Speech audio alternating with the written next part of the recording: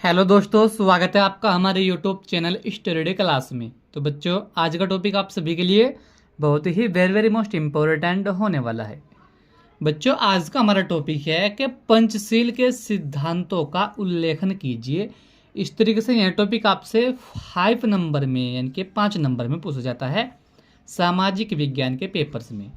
यह जो टॉपिक है बच्चों, ये इस तरीके से भी आपसे पूछा जा सकता है कि पंचशील के सिद्धांतों का उल्लेखन कीजिए, या इस तरीके से भी पूछा जा सकता है कि पंचशील से आपका क्या अभिप्राय है, इनके किन्हीं 2 सिद्धांतों का उल्लेख कीजिए। ठीक है बच्चों, तो हम आपको बहुत ही सिंपल सी भाषा में समझाएंगे कि पंचशील के सिद्धांतों का उल्लेख क्या है।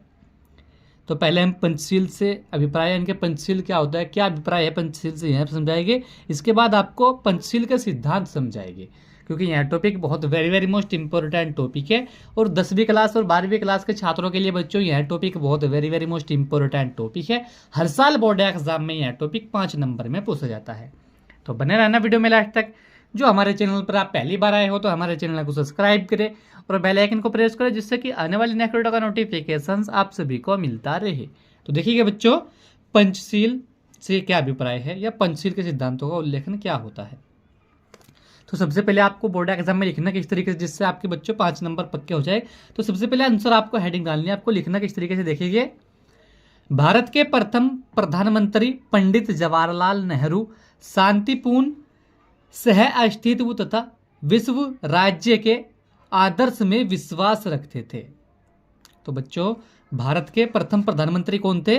पंडित जवाहरलाल नेहरू। वह शांतिपूर्ण सह अस्तित्व तथा विश्व राज्य के आदर्श में विश्वास रखते थे। वह अंतर्राष्ट्रीय राजनीति में नैतिकता के प्रयोग पर भी बल देते थे। ठीक है बच्चों, यानी कि भारत के जो प्रथम प्रधानमंत्री थे कौन थे? पंडित जवाहरलाल नेहरू। वह शांति पूर्व सह अस्तित्व तथा विश्व राज्य के आदर्श में विश्वास रखते थे। वह अंतर्राष्ट्रीय राजनीति में नैतिकता के प्रयोग पर भी बल देते थे। अंतर्राष्ट्रीय संबंधों की दृष्टि से पंचशील सिद्धांत नैतिकता के प्रयोग पर ही आधारित है। यानी कि बच्चों, अंतर्राष्ट्रीय संबंधों की दृष्टि से पंचशील सिद्धांत नैतिकता के प्रयोग पर ही आधारित है। ठीक है बच्चों, इसके बाद देखिए 20 जून 1954 ईस्वी को पंडित जवाहरलाल नेहरू तथा चीन के प्रधानमंत्री चाउ एन लाइन ने एक संयुक्त विज्ञापित द्वारा पंचशील के सिद्धांतों को विश्व के सम्मुख रखा। ठीक है बच्चों, यानी कि 20 जून 1954 ईस्वी को पंडित जवाहरलाल नेहरू तथा चीन के प्रधानमंत्री चाउ एन लाइन ने एक संयुक्त विज्ञापित द्वारा पंचशील के सिद्धांतों को विश्व के सम्मुख रखा। यानी कि पूरे विश्व के सम्मुख, इनके पूरे जो जितने भी इस विश्व में कंट्री है उनके सामने रखा इस पंचशील के सिद्धांत को। ठीक है, और यह सिद्धांत भारत के लिए नया नहीं था। यानी कि यह जो सिद्धांत था यह भारत के लिए नया नहीं था, वरन भारतीय संस्कृति व परंपराओं में सब और उसकी चर्चा होती रहती थी। यानी कि जो भारत यह सिद्धांत था कौन सा?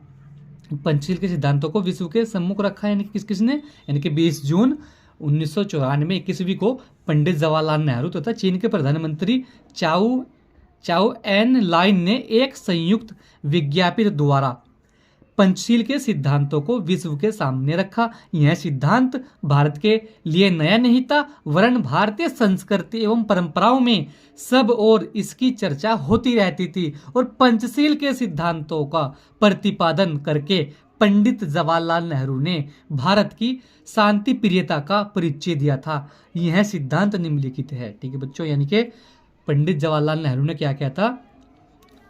पंचशील के सिद्धांतों का प्रतिपादन करके पंडित जवाहरलाल नेहरू ने भारत की शांति प्रियता का परिचय दिया था।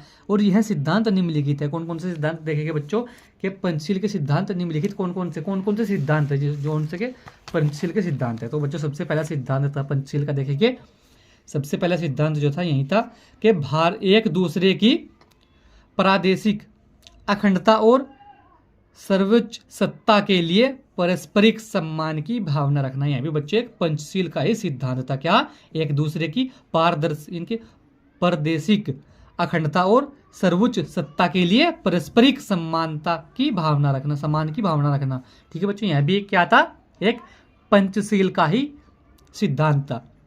इसी के साथ में बच्चों दूसरा सिद्धांत क्या था पंचशील का, देखेंगे एक दूसरे पर आक्रमण ना करना। ठीक है बच्चों, यह भी एक पंचशील का ही सिद्धांत था, क्या, एक दूसरे पर आक्रमण ना करना। ठीक है बच्चों, यह भी पंचशील का सिद्धांत था। इसी के साथ में तीसरा सिद्धांत देखिएगा पंचशील का क्या था, तीसरा सिद्धांत था एक दूसरे के आंतरिक मामलों में हस्तक्षेप ना करना।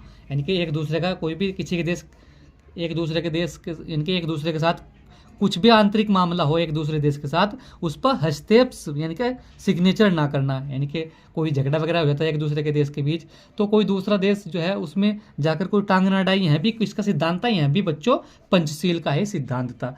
इसी के साथ में बच्चों चौथा सिद्धांत देखिए समानता एवं पारस्परिक लाभ की भावना रखना। तो बच्चों समानता एक दूसरे देश के साथ और पारस्परिक लाभ की भावना रखना, यानी कि एक दूसरे से लाभ कमावे आपस में और समानता की भावना रखना, यह भी पंचशील का ही बच्चों एक सिद्धांत था।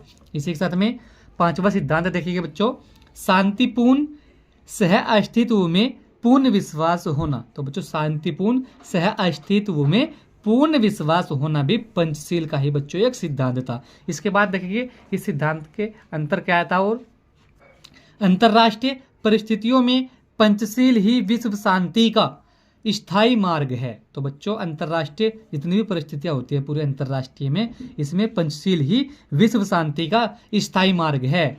वर्तमान परिस्थितियों में भी यह इनके प्रासंगिक है। ठीक है बच्चों, यानी कि अंतरराष्ट्रीय परिस्थितियों में जो पंचशील ही विश्व शांति का स्थायी मार्ग है और वर्तमान परिस्थितियों में भी यह प्रासंगिक है। इन सिद्धांतों को अपनाकर ही विश्व शांति की स्थापना की जाती है। इनके बच्चों पंचशील के सिद्धांतों को अपनाकर ही विश्व शांति, इनके पूरे विश्व में शांति की स्थापना की जा सकती है तथा संपूर्ण मानवता को युद्ध में यानी कि जो युद्ध से होने वाली असीमित नुकसान से बचाया जा सकता है। इनके बच्चों क्या है, जो पंचशील सिद्धांत है इसको अपनाकर ही विश्व शांति यानी कि पूरे वर्ल्ड में शांति की स्थापना की जा सकती है तथा संपूर्ण मानवता को युद्ध से होने वाली असीमित नुकसान से बचाया जा सकता है। यानी कि युद्ध में अनेक प्रकार के हर मानव को नुकसान होता है, तो उस नुकसान से भी बचाया जा सकता है पंचशील के माध्यम से। तो बच्चों आज का टॉपिक हमारा यही था कि पंचशील के सिद्धांतों का उल्लेख कीजिए। इस तरीके से भी यह टॉपिक आपसे 5 नंबर में किसी भी एग्जाम में पूछा जा सकता है, या इस तरीके से बच्चों आपसे पूछा जा सकता है कि पंचशील से आपका क्या अभिप्राय है, इसके किन्हीं 2 सिद्धांतों का उल्लेख कीजिए। बच्चों इस तरीके से भी आपसे किसी भी एग्जाम में यह टॉपिक पूछा जा सकता है। तो बच्चों यह जो टॉपिक है हर साल बोर्ड एग्जाम में 5 नंबर में तो पूछा जाता ही है। तो बच्चों आशा करता हूँ आप सभी को समझ में आ चुका होगा थे कि पंचशील के सिद्धांतों का उल्लेखन क्या है। तो हमने आपको बहुत ही सिंपल सी भाषा में समझाया। तो वीडियो को अच्छा लगा वीडियो को लाइक कमेंट शेयर करें। मिलते हैं ऐसे ही अगली एक और नेक्स्ट वीडियो में, तब तक के लिए bye bye, have a nice day.